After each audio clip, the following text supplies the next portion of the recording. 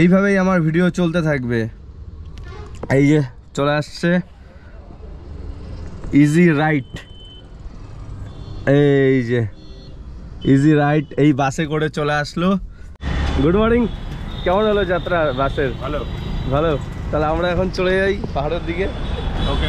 Hello বন্ধুরা, আমি হচ্ছে ট্যাক্সি ড্রাইভার বাবাই। আমার কাজ হচ্ছে সমস্ত ট্যুরিস্টদেরকে ভালো পরিষেবা দেওয়া, তাই আমি ব্লগ স্টার্ট করি। আজকে আমি গেস্টকে নিয়ে বেরিয়ে পড়লাম 4 দিনের। প্রথম দিন আমরা যাচ্ছি কাশিয়ান, যেটা মেঘের দেশই বলতে পারেন, যেখানে পাইন ট্রি ফরেস্ট, খুব সুন্দর ভিউ পয়েন্ট, আর কাঞ্চনজঙ্ঘার ভিউ পয়েন্ট তো আছেই। প্রথমেই আমি খুব সুন্দর একটা টি গার্ডেনের পাশে দাঁড়িয়ে পড়লাম চা খাওয়ার জন্য। চলো তাহলে ব্লগটা পুরাটা দেখা যাক। এটা চা পাতা বাগানের ছবি তুলুন। আমাদের ভারতবর্ষের সব থেকে কম দামি টোল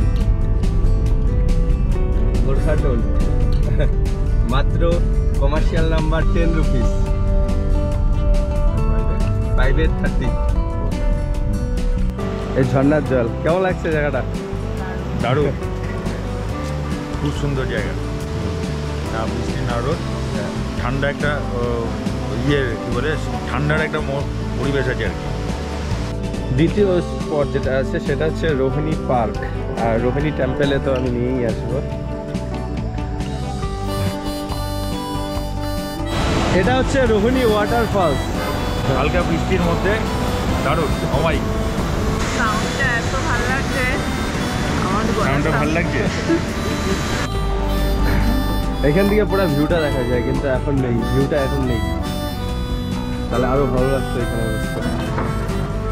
তো আমি এখন কাশিয়ানের একটা সুন্দর ভিউ পয়েন্টে দাঁড়িয়েছি, গেস্টকে নিয়ে যাচ্ছি। যদি বৃষ্টি আর পাহাড় আর কুয়াশা ভরা, সামনে চা বাগান, একটু পরে মেঘটা সরে যাবে আশা করি। মেঘ সরে গেলে আরো দারুণ লাগে জায়গাটা।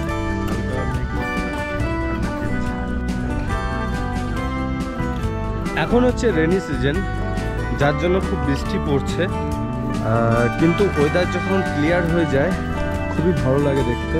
এখন মেঘটা ভেসে ভেসে যাচ্ছে, ঝিরিঝিরি বৃষ্টি।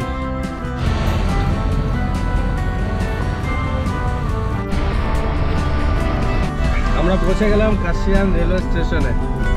এর উচ্চতা 4864 ফুট। পৌঁছে গেলাম আমরা হোটেলে। এখন 1 ঘন্টার মতন আপনারা ফ্রেশ হয়ে নেন, তারপরে আবার সাইড সিনে বেরিয়ে যাবো। এর জন্য মনোজকে বলা আর কি, এবং ওর রেপুটেশন আমার আগের থেকে আমার সঙ্গে পরিচয় আর কি। ওর জন্য যখনই আসি উত্তরবঙ্গে তখনই মনোজ, যুগ যুগ জিও।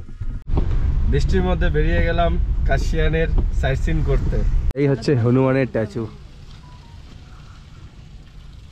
আর এই ঠিক তার অপোজিটেই ভিউটা।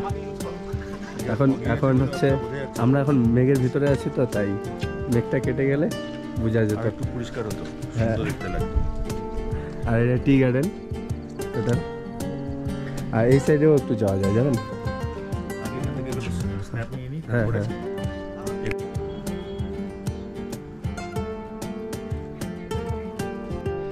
6 ঋতুতে 6 রকম ওয়েদার থাকে।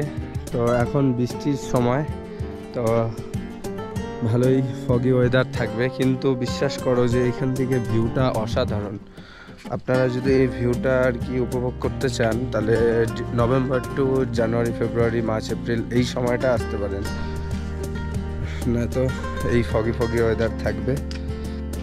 আমরা বেরোলাম শিলিগুড়ি থেকে। প্রথমে শিলিগুড়িতে নামার পরে গাড়ি তো পেয়ে গেলাম, ওখান থেকে চলে এলাম কার্শিয়াংয়ে কিছু সাইট সিন করলাম, করে ট্যুরিজমে এলাম ওখানে একটু ফ্রেশ ট্রেশ হলাম। ওখানে আমাদের রুম বুকিং ছিল আজকের জন্য, আজকে রাত্রেবেলা ওখানে স্টে।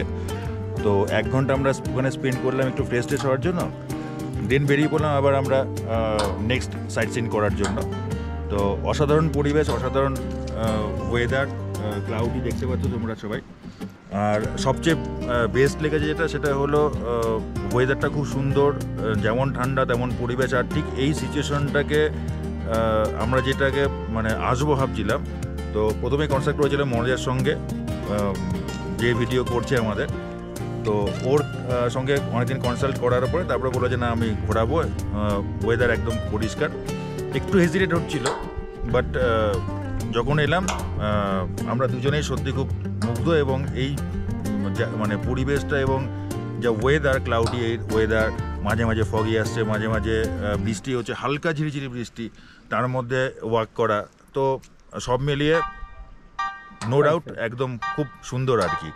তো দেখা যাক, আমরা পরের সিনগুলোতে যাব, এর পরের সিনগুলো আপনারা আবার দেখতে পাবেন ওর ভিডিওতে। তো চলো যাক। চলো, এরপর আমি নিয়ে আসছি গিদ্দে ভিউ পয়েন্টে, আর এখান থেকে পুরো মানে ভিউটা অমাইক লাগে। জায়গা আকাশটা ক্লিয়ার হয়েছে, হ্যাঁ পুরা সাইড সিন, ভিউটা একবার দেখো। হ্যাঁ এবার একটু ভিউটা, ওই যে ওই দিক থেকে আমরা আসছি, ওই যে আর্মির যে এরিয়াটা ছিল ওখান থেকে আসছি। এদিক দিয়ে হচ্ছে যে এই রাস্তাটা হিলকা রোড, এটা সবার প্রথম রাস্তা, এই রাস্তার নামই হিলকা রোড, টয় ট্রেন আসি যেটা। আর রোপেটা যাওয়ার কথা ছিল ওই নিচে, হ্যাঁ এই রোপেটা ওই নিচে একটা লেক দেখা যাচ্ছে পুকুরের মতন, হ্যাঁ ওই অবধি যাওয়ার কথা ছিল। আর এই কুয়াশা ভরা জায়গাটা যে দেখতে পাচ্ছ, এটা হচ্ছে গিদ্দা পাহাড়। এইখান থেকে টোটাল ভিউটাও এখানে দেখা যায়, কিন্তু এখন দেখছে মেঘের ভিতরে। কাস্টমার কেমন লাগছে? ভালো, খুব সুন্দর। মেঘের ভিতরে মনে যেন পাখির মতো উঠছি। লাস্ট স্পট হচ্ছে ইগল ভিউ পয়েন্টের পার্ক। হ্যাঁ ডাইনোসরের মুখে যাচ্ছি আমরা। হ্যাঁ ইগল ভিউ পয়েন্টে, এই যে ডুপ্লিকেট ডাইনোসর।